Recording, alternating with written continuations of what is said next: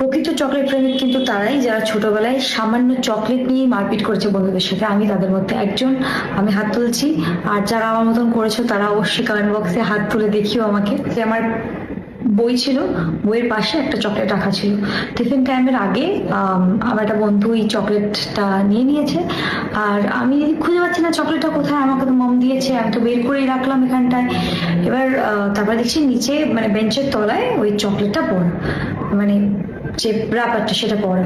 আমার তো প্রচন্ড মাথা গরম হয়ে গেছে। আর ছোটবেলায় আর কি মানে কোনটা ঠিক আর কোনটা ভুল, তখন তো আমার জিনিসটা তুই নিলি, এই নে থাপ্পড়, এরকম ব্যাপারটা।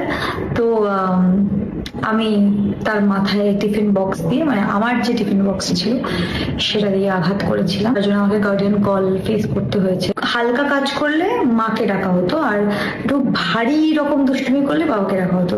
তো সেদিন বাবাইকেই ডাকা হয়েছিল। মাথায় আমি এই জায়গাটায় মেরেছিলাম। আমি এতটাই চকলেট মানে ভালোবাসি ছোটবেলা থেকে।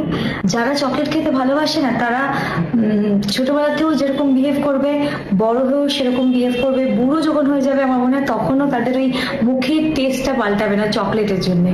যেহেতু আমরা ছোটবেলা থেকেই চকলেটের টেস্টটা পেয়ে বড় হয়েছি, তো সেই জন্য সেই একটা একটা নেশা তৈরি হয়ে গেছে চকলেটের প্রতি।